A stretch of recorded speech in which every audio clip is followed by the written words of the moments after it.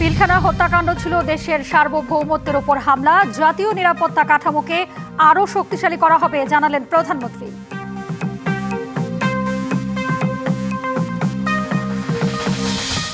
জুলাই আন্দোলনে হতাহতদের তালিকা পুনর্মূল্যায়ন করা হবে। যাচাই বাছাই করে অনুদান ও পুনর্বাসনের নির্দেশ সরকার প্রধানের।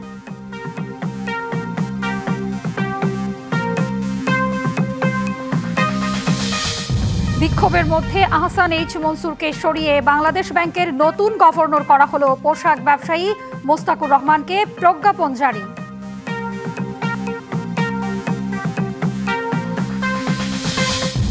শুল্ক ইস্যুতে যুক্তরাষ্ট্রের সঙ্গে করা চুক্তি এখনই বাস্তবায়িত হচ্ছে না, পর্যালোচনা করে পরে সিদ্ধান্ত জানালেন বাণিজ্যমন্ত্রী।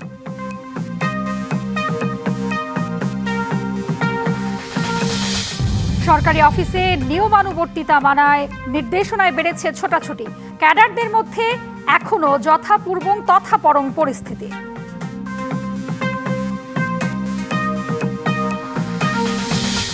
এবং নোয়াখালীর হাতিয়ায় বিএনপি ও এনসিপির কর্মীদের সংঘর্ষ, 10 জন আহত। আব্দুল হান্নান মাসুদ এমপির গাড়ি বহরে হামলার অভিযোগ। 2009 সালের পিলখানার মর্মান্তিক ঘটনা দেশের সার্বভৌমত্বকে নস্যাৎ করার অপপ্রয়াস বলে মন্তব্য করেছেন প্রধানমন্ত্রী তারেক রহমান। জাতীয় শহীদ সেনা দিবস উপলক্ষে বুধবার ঢাকার সেনানিবাসে মতবিনিময় সভায় প্রধান অতিথির বক্তব্যে তিনি এই ঘটনায় দেশের নিরাপত্তা কাঠামোর দুর্বলতা ফুটে ওঠে বলেও মন্তব্য করেন।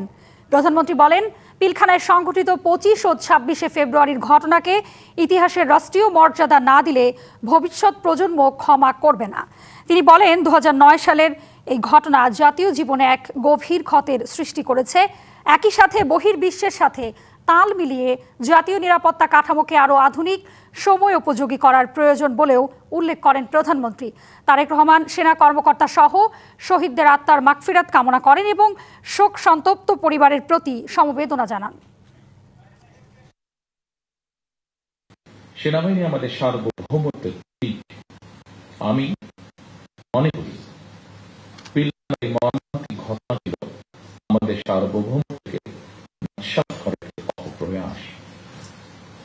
পিলখানার ঘটনার পরিক্রমায় আমাদের জাতীয় নিরাপত্তার কাঠামোর দুর্বলতা ফুটে উঠেছে।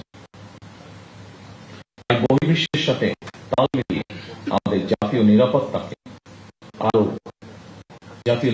কাঠামোকে আরো আধুনিক, সময় উপযোগী এবং শক্তিশালী করা অবশ্যই। পিলখানা হত্যাকাণ্ডের 17 বছর আজ। 2009 সালের 25 ও 26 ফেব্রুয়ারি সে সময়ে বিডিআরের কিছু বিপথগামী সদস্য দাবি দেওয়ার নামে অগ্নিসংযোগ, লুটপাট ও নির্মম হত্যাযজ্ঞের মাধ্যমে পিলখানায় নারকীয় তাণ্ডব চালায়। জাতীয় শহীদ সেনা দিবস উপলক্ষে বনানীতে সামরিক কবরস্থানে শ্রদ্ধা নিবেদন করেন রাষ্ট্রপতি ও প্রধানমন্ত্রী। 2009 সালের 25 ও 26 ফেব্রুয়ারি পিলখানায় সংঘটিত নৃশংস হত্যাকাণ্ডে তৎকালীন বিডিআরের মহাপরিচালক মেজর জেনারেল শাকিল আহমেদ সহ 57 জন মেধাবী সেনা কর্মকর্তা শাহাদাত বরণ করেন। বিদ্রোহের নামে সংঘটিত সেই হত্যাযজ্ঞ জাতির ইতিহাসে এক বেদনাবিধুর অধ্যায় হয়ে আছে। দীর্ঘ 1.5 দশক পর পিলখানা ট্র্যাজেডির ক্ষতকে রাষ্ট্রীয় মর্যাদায় স্মরণ করতে 2025 সালে 25 ফেব্রুয়ারিকে জাতীয় শহীদ সেনা দিবস হিসেবে ঘোষণা করে অন্তর্বর্তী সরকার। সকাল 10টার আগেই জাতীয় শহীদ সেনা দিবস উপলক্ষে বনানী সামরিক কবরস্থানে পৌঁছান রাষ্ট্রপতি ও প্রধানমন্ত্রী।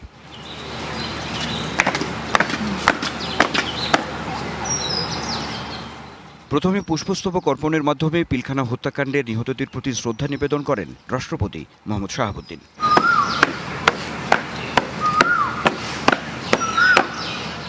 তারপর পিলখানা ট্র্যাজেডিতে নিহতদের প্রতি শ্রদ্ধা জানান প্রধানমন্ত্রী তারেক রহমান। এ সময় শহীদদের আত্মার শান্তি কামনায় নীরবতা পালন করা হয়।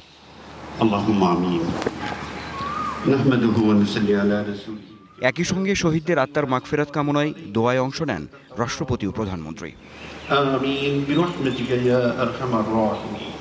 দিবসটির কর্মসূচি হিসেবে শহীদ সেনা কর্মকর্তাদের আত্মত্যাগের প্রতি শ্রদ্ধা নিবেদনের পাশাপাশি জাতি তাদের অবদান স্মরণ করবে। শহীদ পরিবারদের এই জাতিকে আশ্বস্ত করতে চাই যে পিলখানা হত্যাকাণ্ডের যথাযথ বিচার করা হবে এবং ন্যায় বিচার নিশ্চিত করা হবে। এই দিনে যে চক্রান্ত হয়েছিল, যে প্রচেষ্টা হয়েছিল যে বাংলাদেশের পুরো যে নিরাপত্তা ব্যবস্থা সেই নিরাপত্তাকে ব্যবস্থাকে ভেঙে দেওয়ার একটা গভীর চক্রান্ত হয়েছিল। তদন্ত করে দায়ী ব্যক্তিদের এবং শক্তিদেরকে আপনার আইনের আওতায় নিয়ে আসা এবং তাদের শাস্তিকে নিশ্চিত করা। Anwar Hossain, DBC news, Dhaka. রাষ্ট্রপতিকে অভিশংসন করে গ্রেপ্তারের দাবি জানিয়েছে এনসিপির আহ্বায়ক ও বিরোধী দলীয় চিফ হুইপ নাহিদ ইসলাম। বুধবার বিকেলে বনানী সাবরিক কবরস্থানে পিলখানা হত্যাকাণ্ডের শহীদদের কবর জিয়ারত শেষে তিনি এ দাবি জানান। নাহিদ ইসলাম বলেন, ২৪ জুলাই গণহত্যা ঠেকাতে কার্যকর ব্যবস্থা গ্রহণ করেননি রাষ্ট্রপতি শাহাবুদ্দিন। এজন্য তিনি গণহত্যার দায় এড়াতে পারেন না। সংসদের প্রথম অধিবেশনে তাকে অভিশংসন করতে হবে, এরপর গণহত্যার দায়ে তাকে গ্রেপ্তার করতে হবে।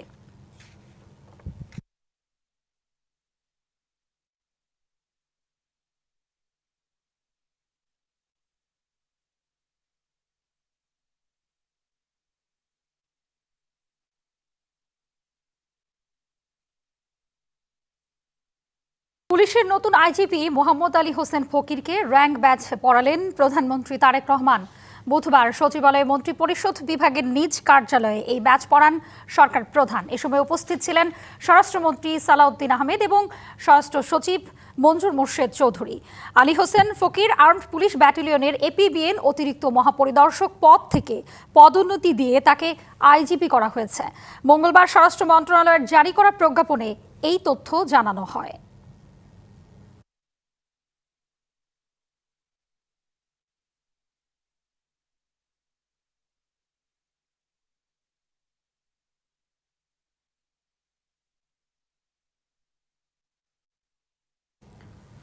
ব্যক্তিগত ও পারিবারিক কারণ দেখিয়ে দায়িত্ব থেকে অব্যাহতির আবেদন করেছেন Dhaka metropolitan police commissioner Sheikh Mohammad Sajjad Ali. তিনি দুপুরে পুলিশ সদর দপ্তরে মহাপরিদর্শকের কাছে পদত্যাগপত্র পাঠান। ২০০৪ সালের ২১শে নভেম্বর শেখ সাজ্জাদ আলীকে ঢাকা মেট্রোপলিটন পুলিশের কমিশনার হিসেবে ২ বছরের জন্য চুক্তিভিত্তিক নিয়োগ দিয়েছিল অন্তর্বর্তীকালীন সরকার। তার চুক্তির মেয়াদ শেষ হবে আগামী ২১শে নভেম্বর। তার আগেই তিনি অব্যাহতির আবেদন করলেন। ডিএমপি কমিশনার হিসেবে নিয়োগ পাওয়ার আগে সাজ্জাদ আলী পুলিশ সংস্কার কমিশনের সদস্য হিসেবে দায়িত্ব পালন করেন। শুল্ক ইস্যুতে অন্তর্বর্তী সরকারের সময়ে যুক্তরাষ্ট্রের সঙ্গে করা চুক্তি নিয়ে এখনই কোনো সিদ্ধান্ত নিচ্ছে না সরকার। এর নানা দিক যাচাই বাছাই করে পরবর্তী করণীয় ঠিক করা হবে বলে জানিয়েছেন বাণিজ্যমন্ত্রী খন্দকার আব্দুল মুক্তাদির। দুপুরে সচিবালয়ে সাংবাদিকদের এই কথা জানান তিনি। বলেন, যুক্তরাষ্ট্রের সঙ্গে শুল্ক সংক্রান্ত বিষয় এখনও বিকাশমান পর্যায়ে রয়েছে। এর পক্ষে বিপক্ষে কি রয়েছে সবকিছুই পর্যালোচনা করা হবে। বাণিজ্যমন্ত্রী জানান, নতুন করে সব দেশের জন্য যুক্তরাষ্ট্রের ১৫% শুল্ক ঘোষণার কথা শোনা গেলেও এ বিষয়ে এখনও লিখিত কিছু পাওয়া যায়নি সরকারের কাছে। বাণিজ্য মন্ত্রণালয় যেসব পণ্য আমদানি করে বাজারে সরবরাহ করছে সেগুলোর দাম স্থিতিশীল রয়েছে বলেও জানান তিনি। কিছু অসাধু ব্যবসায়ী পরিস্থিতির সুযোগ নেয়ার চেষ্টা করলেও বাজারে কোনো ঘাটতি নেই বলেও দাবি তার। জানান, ৪০ থেকে ৫০ টাকা লেবু হঠাৎ ১২০ টাকায় বিক্রি হলেও ৩ দিনের মধ্যে আগের দামে ফিরে এসেছে। টিসিবি ট্রাক সেলে বিশৃঙ্খলার ঘটনায় দুঃখ প্রকাশ করে মন্ত্রী বলেন, এ ধরনের অনাকাঙ্ক্ষিত ঘটনা যেন না ঘটে সে বিষয়ে সংশ্লিষ্টদের সতর্ক থাকতে হবে। চাঁদাবাজি বন্ধে শুধু আশ্বাস নয়, কার্যকর ব্যবস্থা নেওয়া হবে বলেও জানান বাণিজ্যমন্ত্রী। মার্কিন যুক্তরাষ্ট্রের সাথে যে চুক্তিটা হয়েছে বিগত সরকার কয়েকদিন আগে করেছে, সে ব্যাপারে এখনো আপনাদেরকে বলার মতো আমাদের কোনো অবস্থান তৈরি হয়নি। বিভিন্ন ধারা থাকে, সবগুলি যে পক্ষে থাকে তা না, সবগুলি যে বিপক্ষে থাকে না। এটা দেখবো, তারপরে আমরা একটা আমাদের করণীয় ঠিক করব। রাষ্ট্রীয় গণমাধ্যমকে জনবান্ধব করার নির্দেশ দিয়েছেন প্রধানমন্ত্রী। সচিবালয়ের সংবাদ সম্মেলনে এই তথ্য জানিয়েছেন তথ্যমন্ত্রী জহিরুদ্দিন স্বপন। এদিন দিনভর বিভিন্ন মন্ত্রণালয়ের সাথে বৈঠক করেন প্রধানমন্ত্রী তারেক রহমান। বিকেলে তথ্যমন্ত্রীর সাথে বৈঠকে বসেন প্রধানমন্ত্রী। বৈঠক শেষে তথ্যমন্ত্রী জানান, রাষ্ট্রীয় গণমাধ্যম বাংলাদেশ বেতার এবং বাংলাদেশ টেলিভিশনকে কিভাবে জনবান্ধব এবং তরুণ প্রজন্মের জন্য কাজে লাগানো যায় সে বিষয়ে কাজ করার নির্দেশ দিয়েছেন প্রধানমন্ত্রী তারেক রহমান।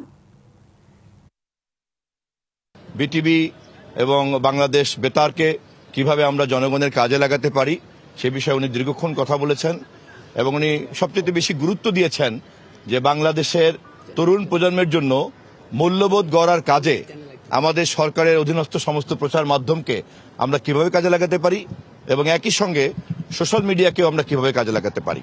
দাপ্তরিক শৃঙ্খলা বজায় রাখা এবং প্রশাসনিক কার্যক্রম আরও গতিশীল করতে মন্ত্রিপরিষদ বিভাগের দেয়া নির্দেশনার পর সচিবালয়ে সরকারি কর্মকর্তা কর্মচারীদের নির্ধারিত সময়ে উপস্থিতি বেড়েছে। সকাল ৯টার মধ্যেই বেশিরভাগ কর্মকর্তা কর্মচারী নিজ নিজ দপ্তরে উপস্থিত হচ্ছেন।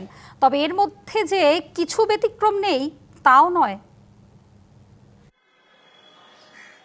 সরকারি অফিস নামটা সামনে আসলেই চোখে ভাসে নির্ধারিত সময়ে কর্মকর্তা কর্মচারীদের চেয়ার ফাঁকা। দেরি করে অফিসে এসেও ফাইলের স্তূপে মুখ ডুবিয়ে চা নাস্তা ভক্ষণ আর খোশ গল্পে মেতে থাকা, আবার সময় শেষের অনেক আগেই অফিস থেকে বেরিয়ে যাওয়া প্রায় নিয়মিত ঘটনা।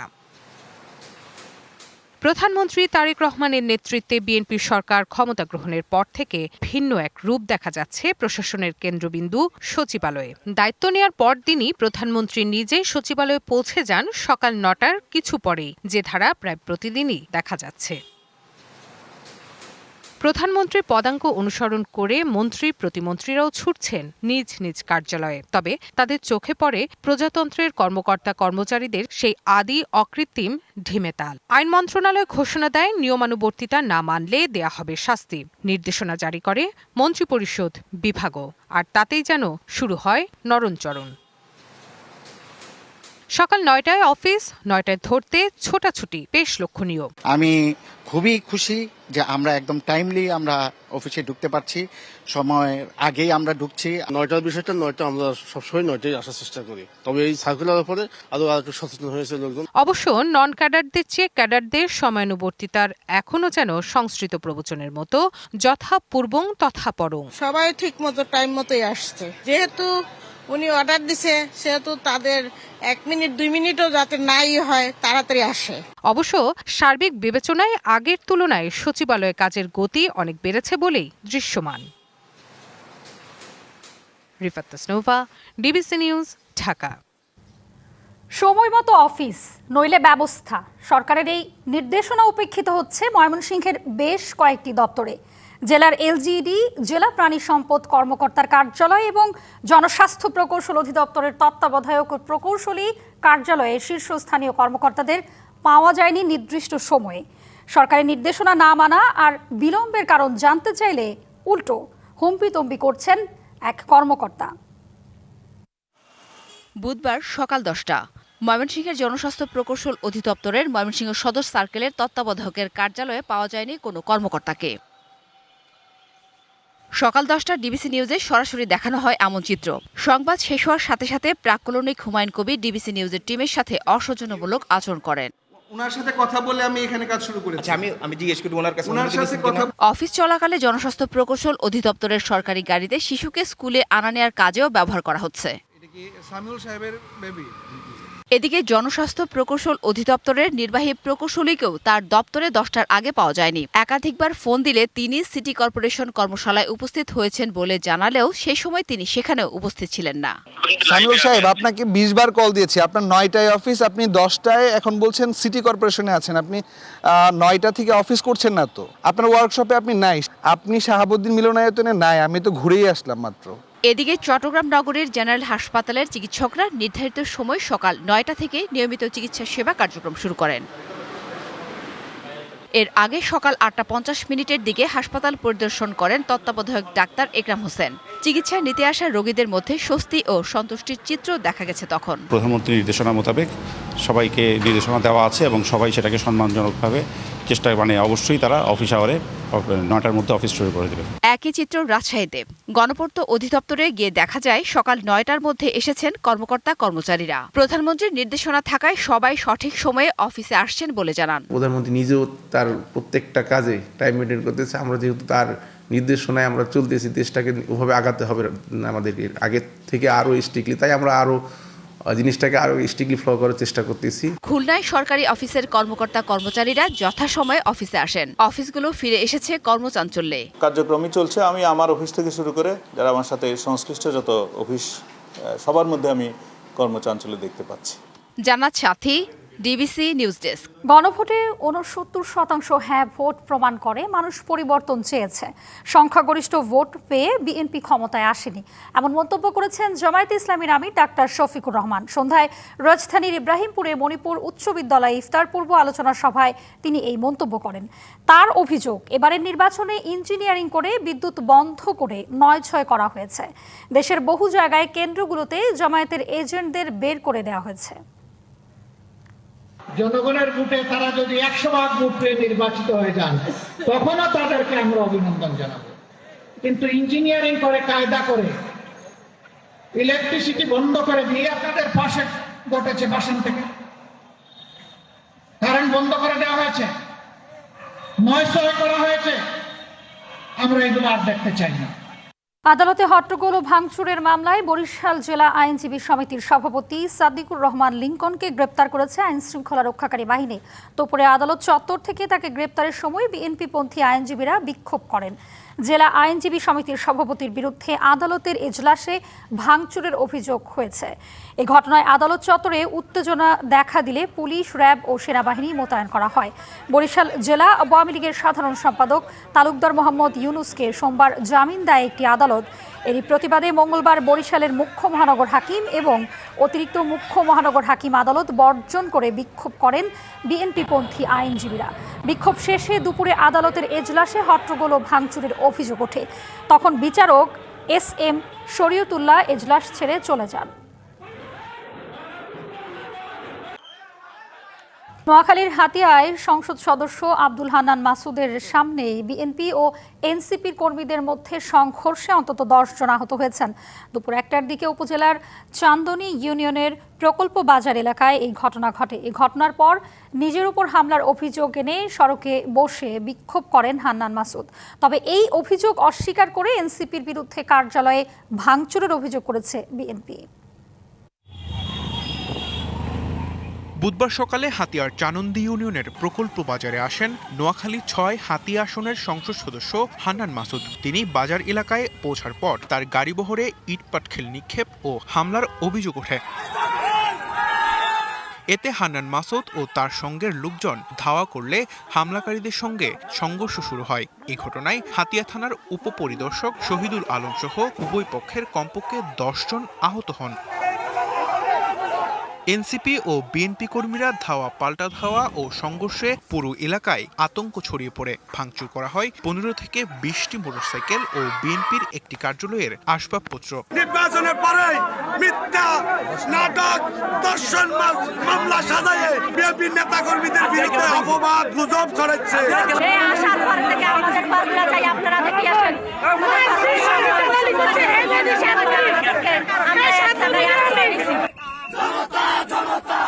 হামলার প্রতিবাদে হান্নান মাসুদ এ সময় সড়কে বসে পড়েন। বেলাল মাঝির নেতৃত্বে তার অনুসারী ও বিএনপি কর্মীরা এক হয়ে তাদের উপর হামলা চালায় বলে অভিযোগ করেন তিনি। ওর আগে যখন প্রভাবশালী মোহাম্মদ ফজল আজিম সাহেব ছিলেন, ওনাকেও হত্যা চেষ্টা করছে, ওনার গাড়ি বহরে হামলা করছিল, আজকে আবার আমার গাড়ি বহরে হামলা করছে। তবে এই অভিযোগ অস্বীকার করে এনসিপির বিরুদ্ধে নিজ কার্যালয়ে হামলা ও ভাঙচুরের অভিযোগ বিএনপির। আমাদের দলীয় অফিস বিএনপির কার্যালয়কে কিভাবে তারা ভাঙচুর করেছে এটা আপনারা সবাই সাক্ষী। পরিস্থিতি নিয়ন্ত্রণে ওই এলাকায় অতিরিক্ত পুলিশ মোতায়েন করা হয়েছে। সঞ্জিদুল আলম, ডিবিসি নিউজ ডেস্ক।